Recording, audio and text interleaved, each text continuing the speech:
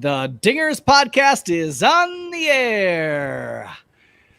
Guys, the Chicago Cubs made the splash of the trade deadline, trading for Wilson Contreras, catcher, and I heard he can DH. And he can DH. And Ian Happ, who can play left field, has played second and center in his past. What do you think of these moves? Oh, they're fantastic moves. We got them for next to nothing except, 7 days of anxiety. Right. I feel bad for them. I mean, they did the farewell tour, and then they're going to come back to Chicago in a few days and be like, we're back. Hey, guys. At least I didn't say anything terrible. Wait, I cleaned out all of my locker. Oh. Gotta drag this crap back here. Yeah, man. The emotions that we went through, but can't even think of the emotional roller coaster that they went through this last week. Just crazy stuff. Can you imagine waking up in the middle of the night? Not even at your own house. It's probably some hotel on the road and looking at your phone. See if your agent called you in the middle of the night. What did Jeff Passan say? Has Jeff Passan said anything? Yeah. Right. What's going on? Passan. Well, who was the... Oh, gosh, I'm going to get the team wrong. Who was the guy on the field warming up and he had to go to the other dugout? The Red Sox. Dixon Machado. Oh, no. Vasquez. Yeah, mm-hmm. Yeah, that's right. In the middle of being interviewed, on the field, how's it feel to be traded? It's a business? And then the PR people are like, no, come over here. Yeah. Wrong dugout. Jeffrey, how have you been, man? Your shoulder back healthy? You're feeling good? Hitting 90 with the right shoulder, or are we just sticking to nice and slow rehab? I feel like it's about 65%. I think the worst thing I ever did was I took the pain pills and the anti-inflammatories because I couldn't feel it. So I'm like, yeah, I'm feeling good. So I threw some weight at it and some reps, and then I decided I'm going to wean myself off this stuff. And I'm like, ow. It's kind of sore. So I'm backing off just a little bit, going to slow her down and kind of try to progress slowly with it. Other than that, not doing too bad. I don't really care for this heat right now. Like most people don't like, they say it's not the heat, it's the humidity. I'd like to punch everybody that says that in the throat. Doesn't matter. 97, right? A wet 105, it's still hot. It is. Kevin, how are you doing? Doing pretty well. Speaking of the heat, we'd kind of planned. We went to the pool yesterday and decided to stay home today and stay out of the heat. So we went and saw Thor: Love and Thunder in the theater, and we went back to school shopping for the kids. It was a good day. I got my Thor t-shirt on that my oldest gave me for Father's Day, so that's pretty cool. Love the movie. It's a good time, but outside of that, just tried to lay low. We even kept the shades drawn on all of our windows today and everything, just to kind of keep the AC down. Oh yeah, I took off for a walk when I got home from my haircut. I got a mile away from my house, and I got called back into work. So that walk, I ran 1 mile of it in this. You guys know how I hate running, right? Sucks. So speaking of the heat, Mitch, you got some hot story coming along. You're going to the Field of Dreams game? I am going to the Field of Dreams game, and I have to thank the newspapers of Fayette County and Zach Kreiner. He's the guy who helped set it all up. I'm getting a media pass and going to be able to get interviews and cover the Chicago Cubs and do it for our podcasts and be able to go to the Field of Dreams game. It's kind of a dream come true.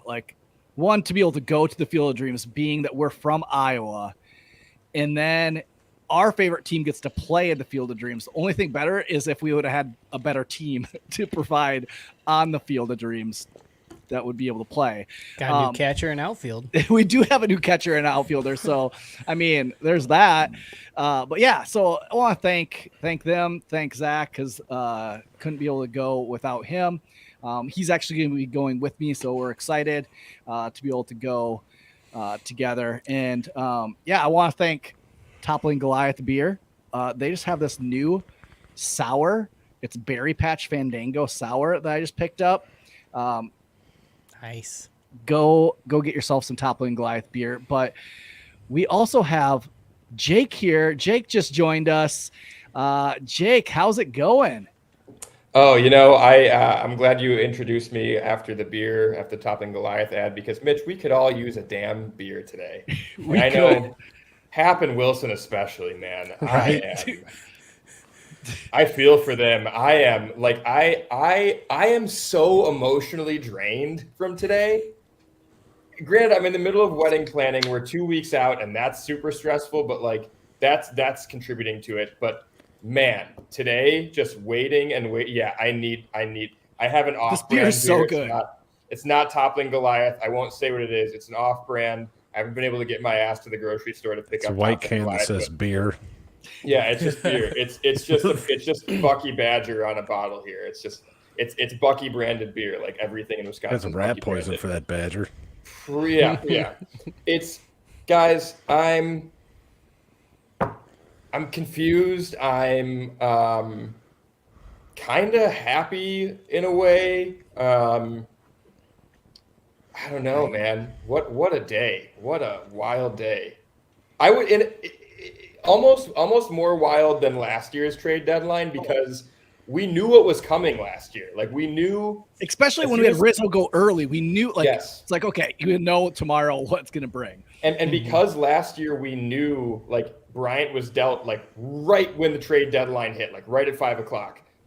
Today I'm like, I was watching CHGO Cubs live broadcast, and I was like, Cody was getting all optimistic, and I'm like, no, dude. Like it's coming down to the wire and they're gone. And then I was And that's out, just I had Michael to- Gibbons. Yeah. I had to run errands. I get back in the car at 5:15, and I turn the live broadcast back on, or I was checking Twitter or whatever, and I was like, oh, Happen Contreras is still here. What the hell happened? Right. Nothing. Nothing. Yeah, exactly. Nobody It wanted was to pay the gr- bounty. It was great to see pregame.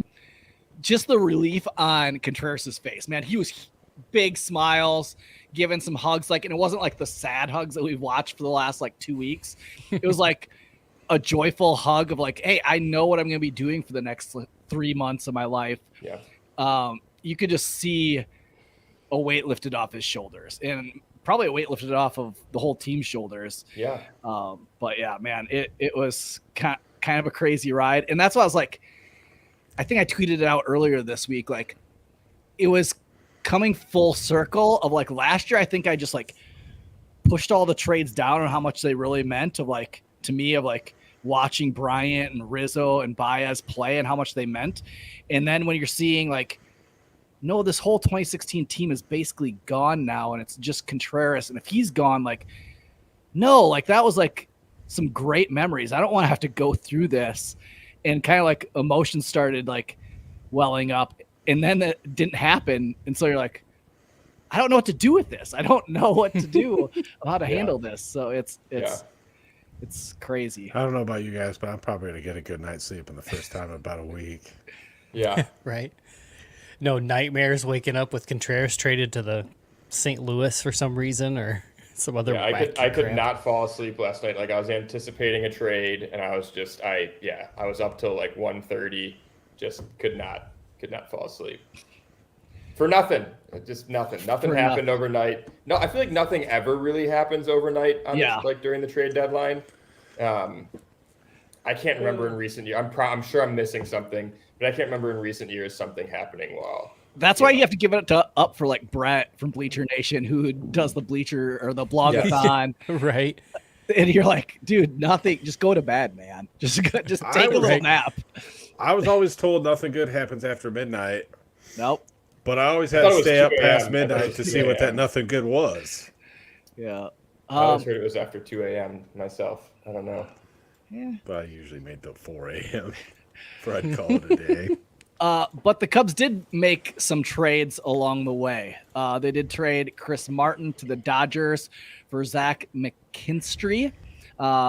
He's actually playing tonight, second base. Initially, I didn't understand. It's hard to understand that trade, right? And especially now that they kept Hap. when it first initially happened, I was thinking, oh, okay, I can see what you're doing here. You're trying to get a guy that can play a whole bunch of positions because he can play infield, he can play outfield, can fill in kind of a little bit of Christopher Morel. He can fill out in the outfield, can play a little bit infield like he is tonight. Like he's raked in AAA and in the minors. I thought, okay, I get it. Right now, I don't get it, especially now with Madrigal coming back. You're like, okay, what is he going to go back down to AAA? What are we doing? I don't understand it. The Cubs must see something in him, and I know there are some guys within the industry that do like what McKinstry can offer. And thinking about it more, I thought, okay, Cubs, if they're going to make a run next year and maybe sign a couple guys and they are set up to be successful in 2023 and 24, they do need a good bench. And having a versatile guy like McKinstry that has a pretty good bat maybe can fill that. What are your guys' thoughts? I think one of our strong suits when we did win it in 2016 was we had a really great bench. Yeah. I mean, yeah. The starting 9 that start opening day are going to play every game. I'll tell you that. I mean, there's going to be injuries along the way. You got to be able to plug and play people. And I think that's one thing that we missed in at least 2018, 2019 is a deep bench. 2020 in the pandemic year, I think there was, there's like the 3 main core guys, 4 with Contreras, 5 you count Hendricks, but now our team's so young they don't really know how to win a lot. Like if they're down in the later innings, they don't know how to come back. I mean, it helps if, well, in the old National League, in the 7th inning when they pulled the pitcher, you'd get maybe a double switch, something, things would get shaken up a little bit during the game. And it helps to have a deep bench. Deeper than Jason Hayward. True. In general, I like to have a couple super utility players kind of available, like those guys who can play all over. Ben Zobrist was fantastic in that role for a long time as in his career, kind of playing wherever he needed to play. The Efros trade really threw me. In fact, it was Jake who kind of talked me off a ledge a little bit. But I don't know about this. I don't know. I think Jake's queued up. I think he's got something.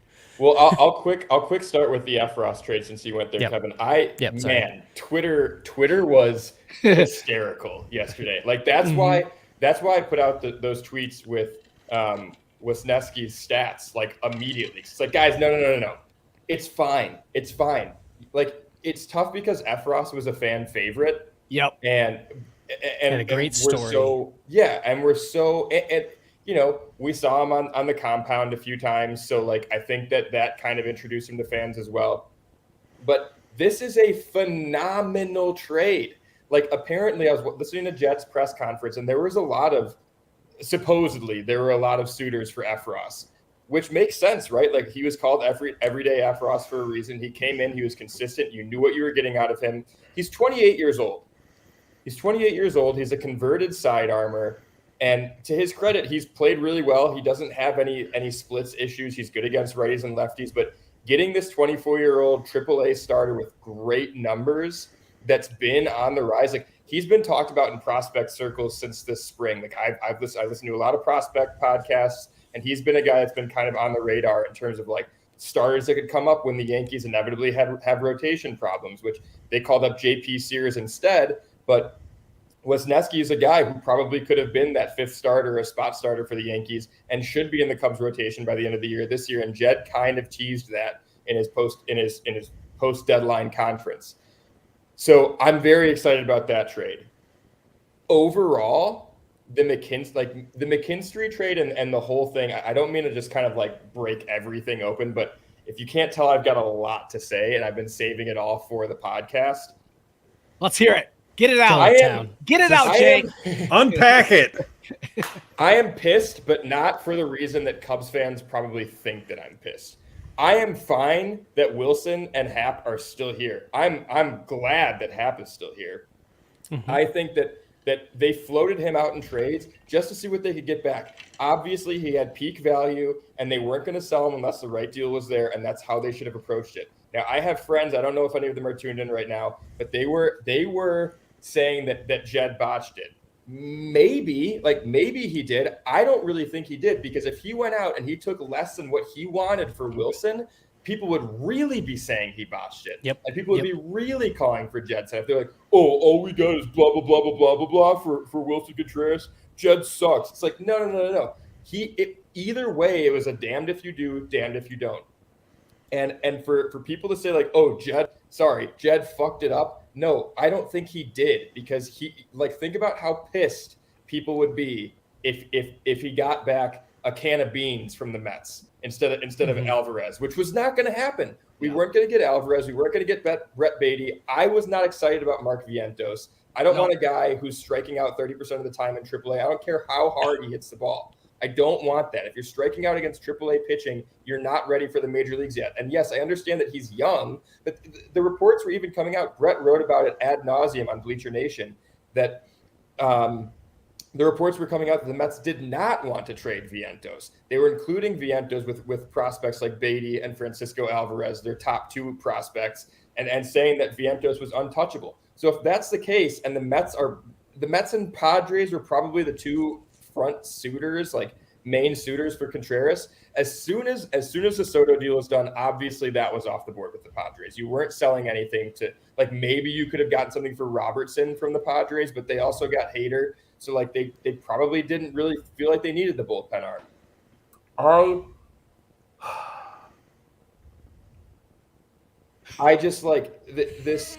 Today was difficult, and the thing that I want to put out there is that no matter what Jed did with Wilson, unless he fetched the big prospect that apparently wasn't going to happen, people were going to be upset. Yep.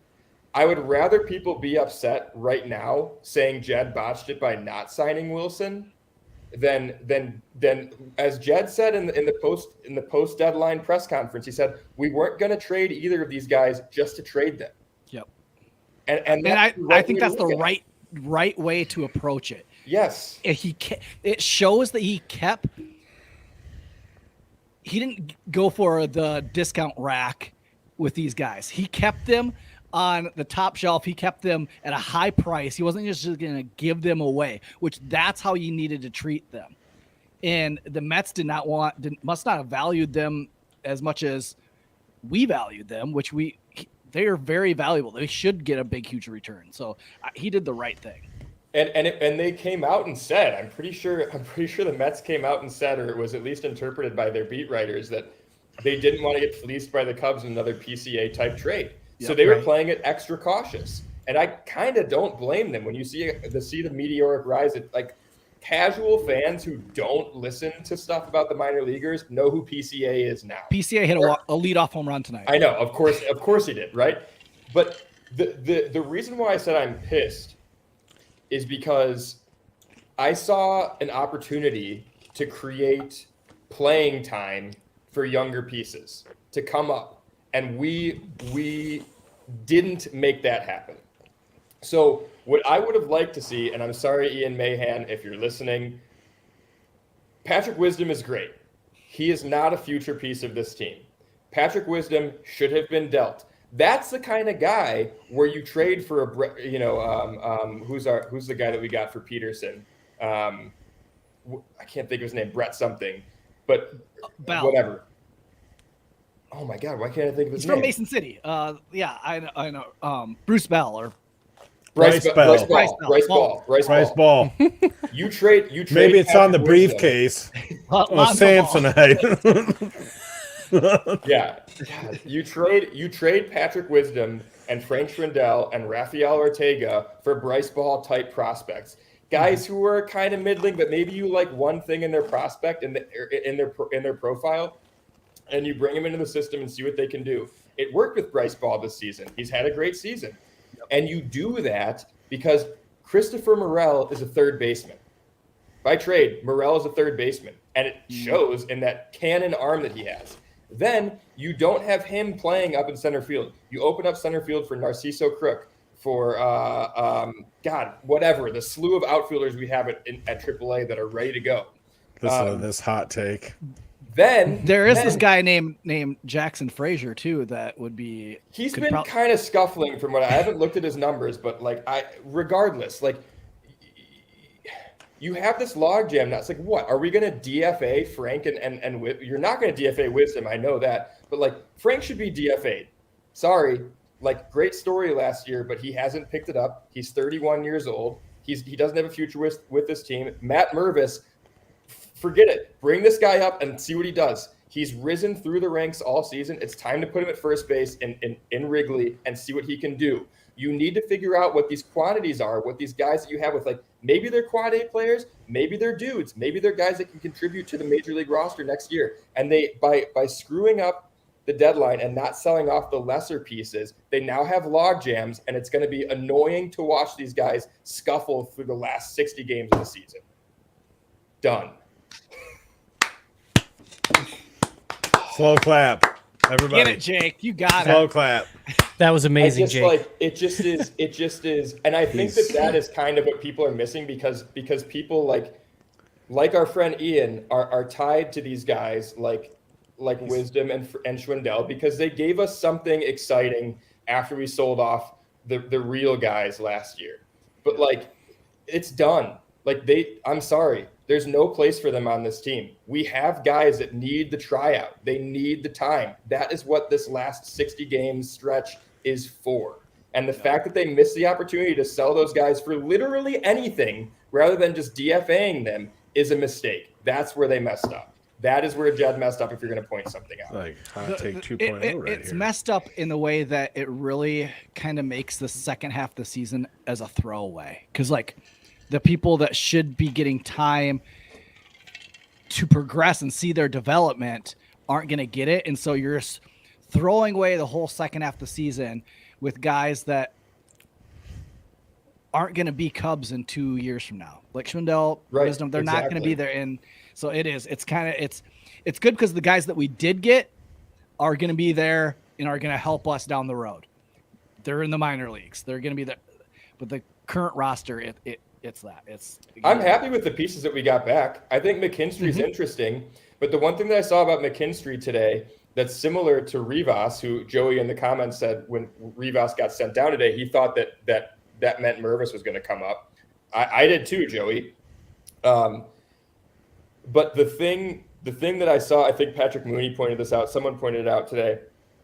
The problem that McKinstry is having is similar to what Rivas had. At AAA, they're low, like 15% strikeout hitters. But for some reason, at the major league level, they're striking out at like a 30% rate. Like, what is the disconnect there? Why is that happening? And maybe they saw something with McKinstry that, like, the Cubs front office, like, oh, we see why he's scuffling at the major league level. We can fix that. I don't know if they're going to fix that with Rivas. I think he's gotten significant run.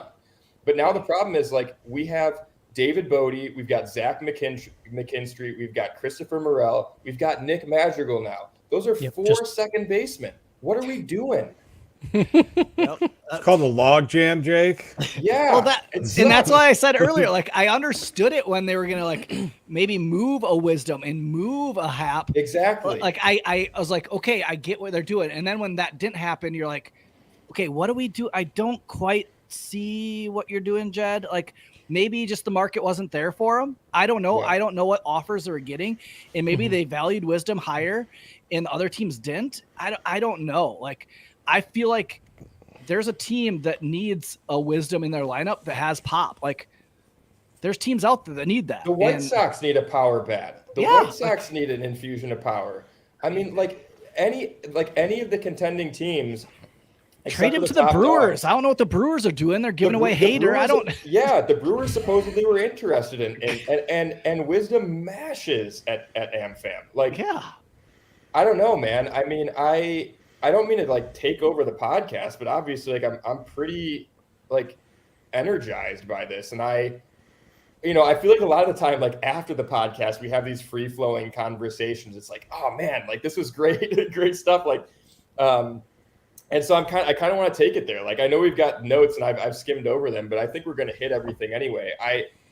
I do want to say though, like the pitching prospects that we got back in turn. Did you guys talk about Ben Brown at all before I jumped on? No, we had just kind of done our intros. I did want to talk first about Wisniewski because he's absolute just filth. I do have a video. Are you related to him? Yeah, they're both Polish. Yeah. Here's Lance Brozdowski talking on Marquee Sports Network about the filth. Turn to our guy right here. It's our minor league insider. It's Lance Brozdowski. And Lance, when it comes to Wisniewski, we need to know about that pitch mix. So are you ready to dig in? I'm ready to dig in. Cal's gave a pretty good rundown. I don't know. I'm going to have to match him here, I guess. He said if he got him on the phone right now, he is big league ready today. So we don't have his phone number, at least at our disposal, but we do have access to his pitch mix. So Lance, let's show him what he's looking like. Yeah, absolutely. So he's a 2 fastball guy. I think we've been hearing that he's primarily like 4 pitch, but it's a fastball 4-seam and a sinker separated, and then it's slider, cutter, changeup. Primarily 4-seam, change to lefties, and then he's going to obviously go away from righties with the cutter and the slider. I really like the mix. There's a lot of variables here that I think kind of played into. We're going to run through the mix right here. This is from spring training. I tend to be biased towards these camera angles that are dead center because you get a better idea of the movement. This angle in particular I love, just seeing the limbs. He's got kind of a little bit of a longer arm action. Pitching inside the lefties too right there. That's a little jam shot back to him. You see that moxie coming off the mound too. Backdoor sweeper slider there. That thing's absolutely nasty. You saw that earlier in the show too. That pitch is filth. There it is again. This pitch gets around 15 to 18 inches of horizontal movement, which is well above major league average, and primarily something you see with relievers more than you see with starters. I really like that cutter, and then here's the changeup. This is probably more of a work in progress again. Only a pitch he's primarily throwing to left-handed hitters. Comps, okay? When I do comps, I pick particular things to comp. I'm only comping him to Manoah's slider here. You can see the shape relatively similar. Both these guys project as starting pitchers. Manoah, obviously a starting pitcher, and they get that 15 inches or more of horizontal movement. On the arm action in particular, I'm going with Sonny Gray. I was trying to figure out who kind of gets that inverted W with the elbow. You watch that right elbow popping up almost by his head. Very similar to what Wisniewski does here on that. So those are my comps. I really don't like doing full comps in that respect. I like going to individual things to comp a player too. And then you see the usage breakdown here again. We're talking about that 4-seam. The cut I really like, again, that's my main thing. Slider, 22%, sinker change. It's a deep mix. It's 5 pitches. 93 to 95. We've heard he's touches 97, 98, but that's probably in shorter stints. I think he's more of a sits 94 guy. So that was Lance Brozdowski, which he's a friend of the pod. He's been on. Great stuff. We're going to try to get him on again towards the end of the season. But man, when you see that, like that slider, that sweeper, that's straight, just So filthy. much movement. Holy And smokes. Like those It's so comps, dirty. Noah and Sonny Gray, like that's great comps. And I'm interested to see how he plays out. Like making that move, yeah, the Efros thing hurts, but I think when you look at the Cubs system, like they have to believe in their system that they can produce relievers like Efros over and over and over and over and over. Like they have to believe that to be able to make that move. And when you look at the guys coming up, they have a slew of them in the minor league system right now that are ready. They're in AAA, like they're having great numbers.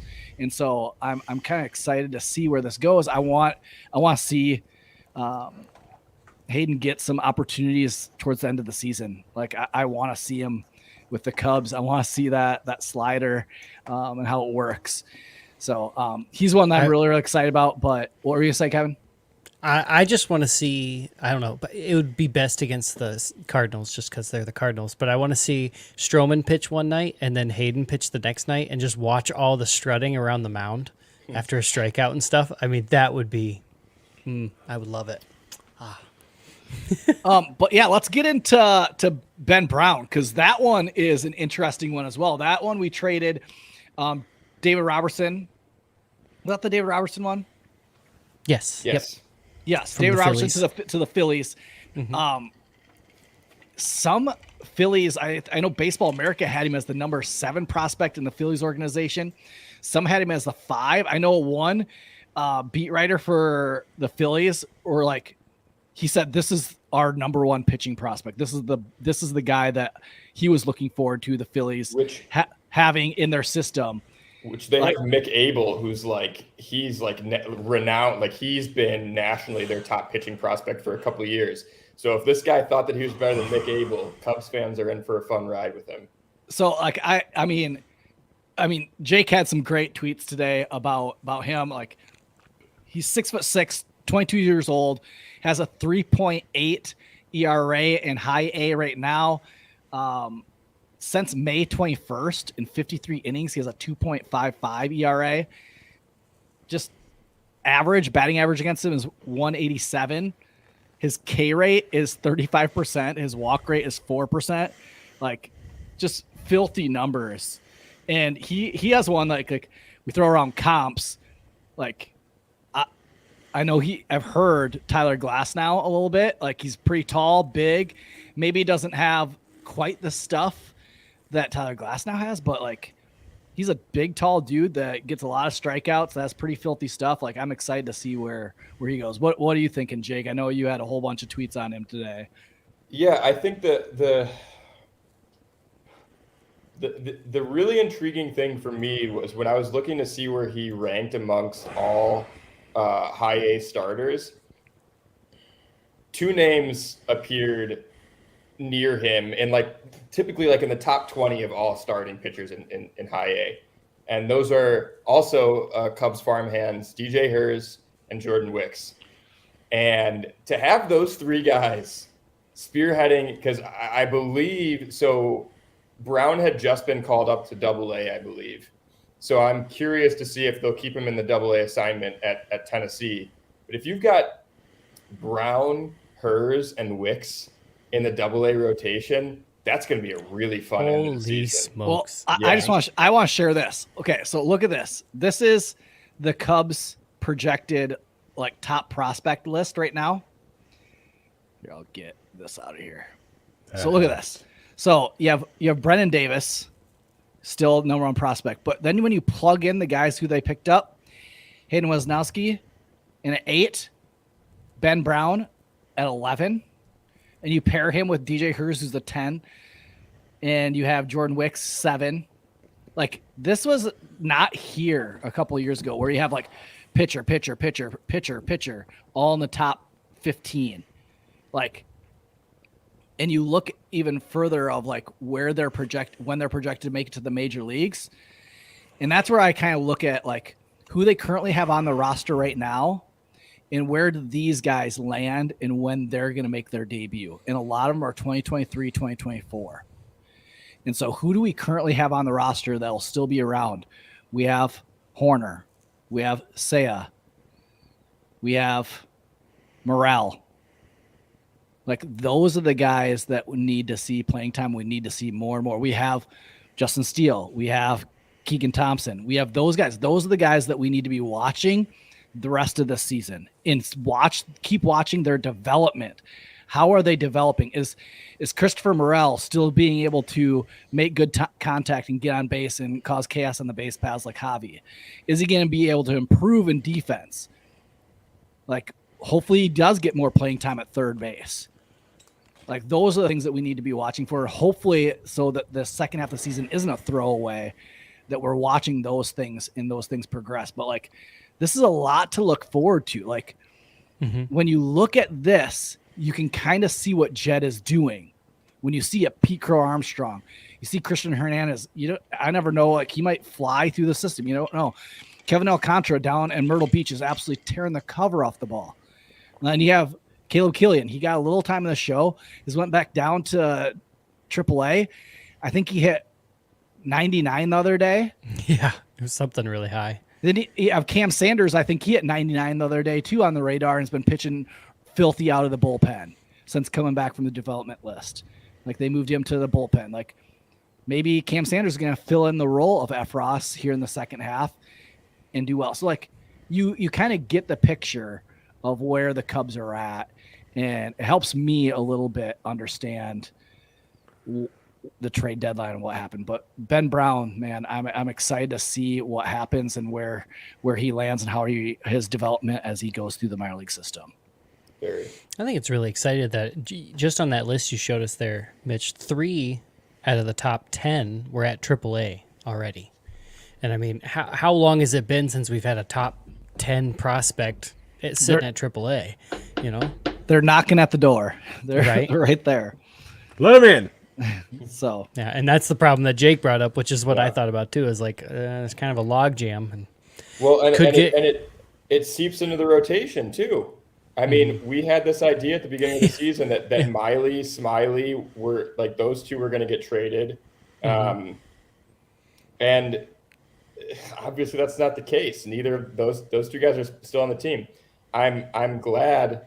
Oh, this is a good question, but I'm glad you Yeah, highlighted this. So Joey said, arms on top of arms. Anyone know why Marquez hasn't fallen past like 20 at this point, or Mervis even sniffing the top 30? So I think, I don't know how often MLB Pipeline updates their rankings. This definitely updated before Marquez underwent the shoulder surgery, the debridement surgery. I think that's what he had. yeah.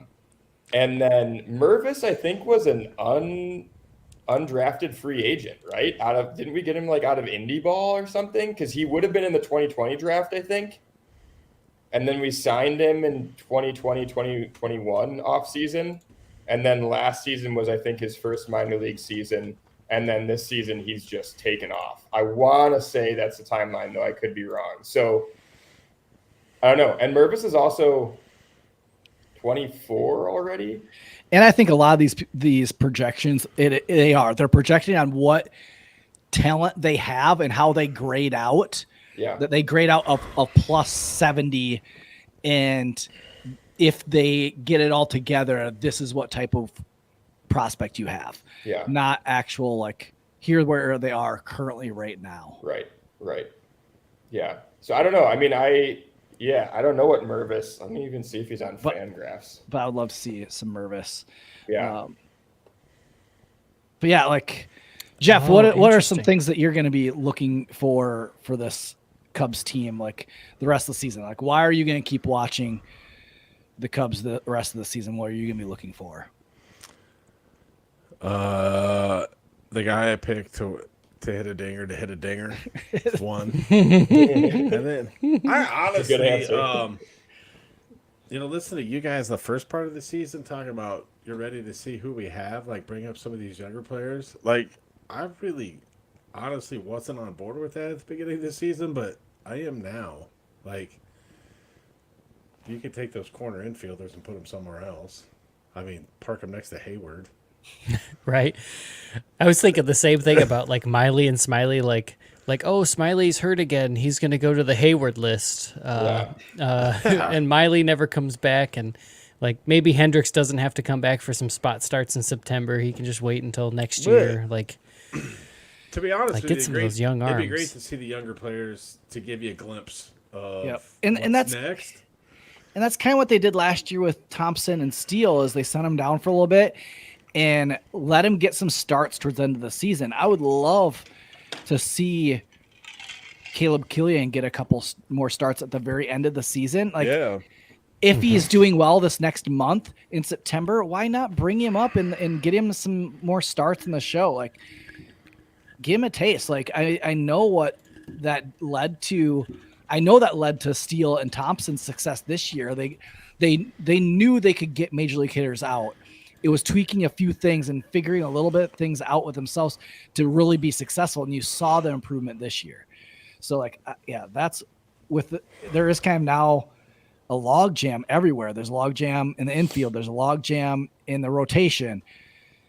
There isn't in the bullpen, which thank God, like hopefully we can see some more guys and we can shuffle some guys in and out and see who we have. Hopefully Ben Leeper gets a chance. Ben Leeper's been pitching really well down Iowa. Like it's those things. Those are the things that we're going to be looking for. And hopefully we see more of. Yeah, it's like sometimes these log jams can be a good thing, but that's when you're a selling team. Or no. A buying team. Excuse me. Yeah. A buying team. Because that like the Dodgers.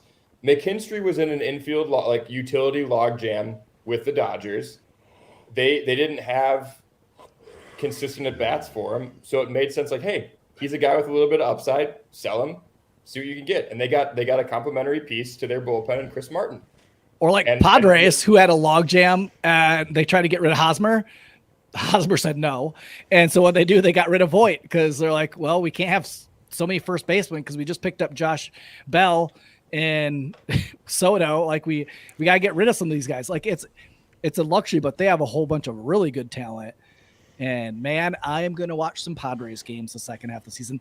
I secretly, deep down, was hoping that Contreras got traded to the Padres because I would be full on board of being a huge Padres fan the whole second half of the season if that would have happened.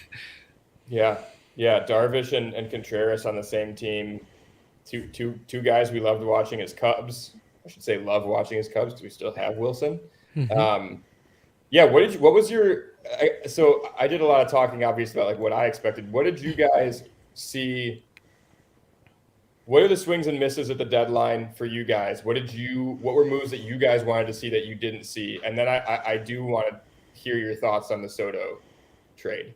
But first, what did you guys want to see that Jed did not accomplish? Corner infielder's gone. Hayward designated for assignment. I think that's about it. I think DFAs could still come tomorrow. Like I think DFAs could still happen. Mm-hmm. That's what I was really hoping Ortega would get traded. Same. Yep. Because I don't necessarily think And he's then a seeing bad him player. start today was like, oh. Right? Exactly. It was exactly that. Like, oh man, we're gonna see a lot of that for a while. Which is funny because a few months ago we were like, we want Ortega to start.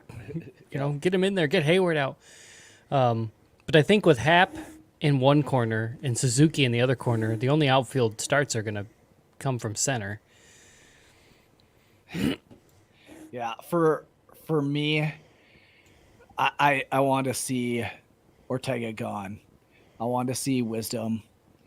I want to see them trade Smiley. I want to see if they could get anything from him. I think his start against the Giants hurt him, because he didn't pitch great. But I still wanted to open up like one spot in the rotation, one spot in the infield, and then one spot in the outfield. I want to see that just to clear some space. I want to see Velasquez get more playing time. But yeah, so that was some of mine. But like the Soto deal, like I didn't want him to go to the Cardinals. No, like I right? did not want to see that every 2 weeks because we play the Cardinals so much. I did not want to see that at all. But when it went to the Padres and you saw it going through, it was hilarious because like Boris was the agent for like everybody involved. Right. And then Hosmer like had all the power. He had the power of grace. All those tweets like, of he was unlimited power. like he was going no. And so then Voit was the odd man out because he didn't have any power. And so but the Padres, man, are stacked. They're gonna hit the ball. They have pitching. Will they catch the Dodgers? I don't know, but MLB needs to see a Padres Dodgers National League Championship Series to go to the World Series, and it needs to go Game 7. Like that. Just think about how much how the characters on each one of those teams and like the fun. Like, oh man, that would be a great series to watch. Overall trade deadline, I think the Brewers trading Hader and then doing nothing else.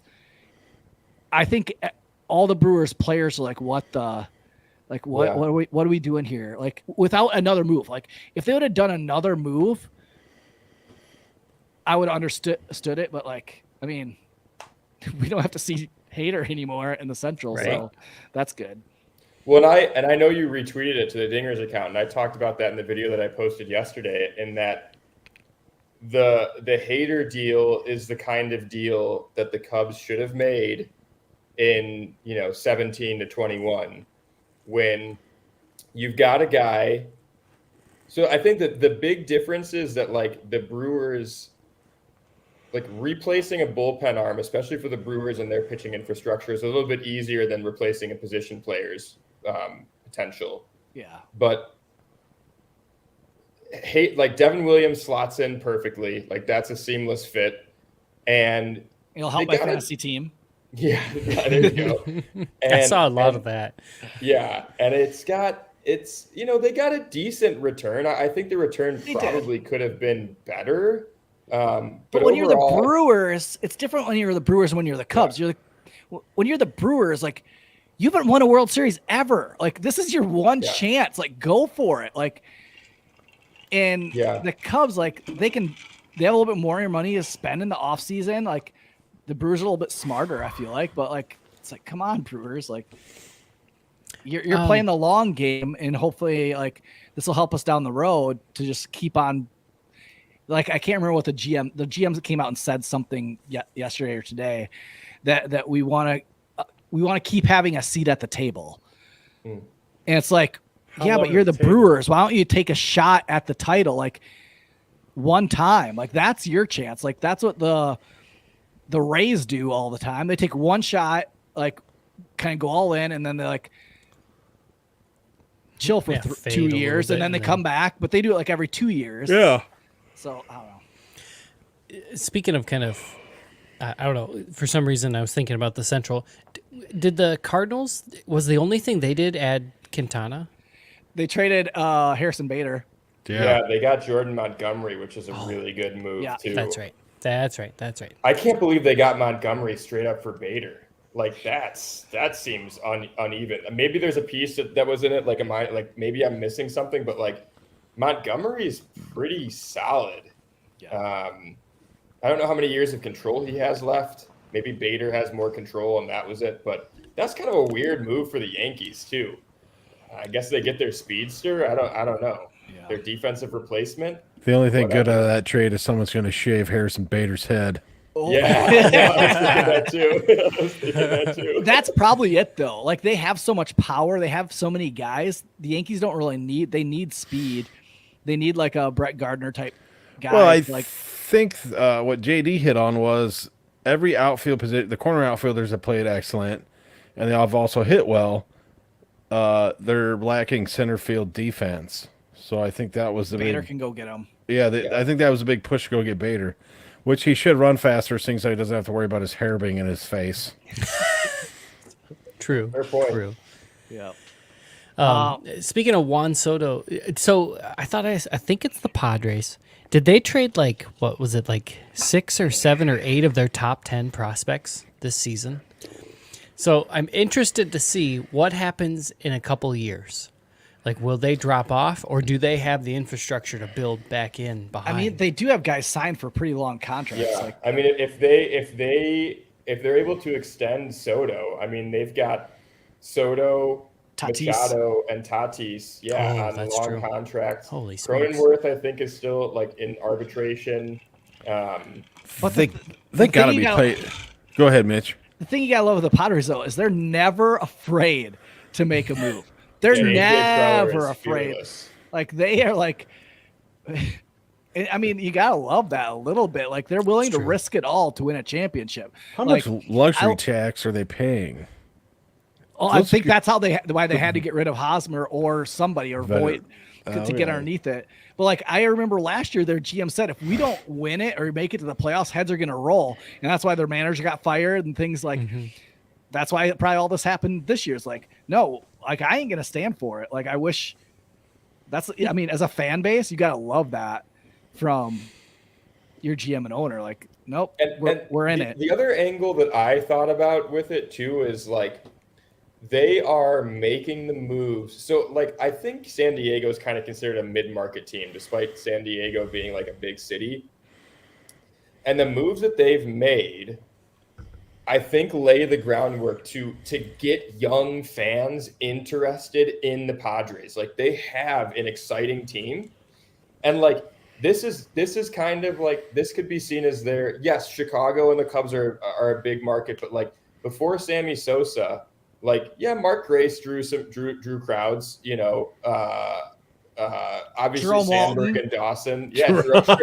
Yeah, Jerome Walton for sure. Ask Cubs fans if they know who Jerome Walton is. Rookie of the year. Hey, but I mean, Mark Grace was the best Cub player to ever wear 17. Oh yeah. He led a decade in hits, Kevin. Chris Bryant would argue.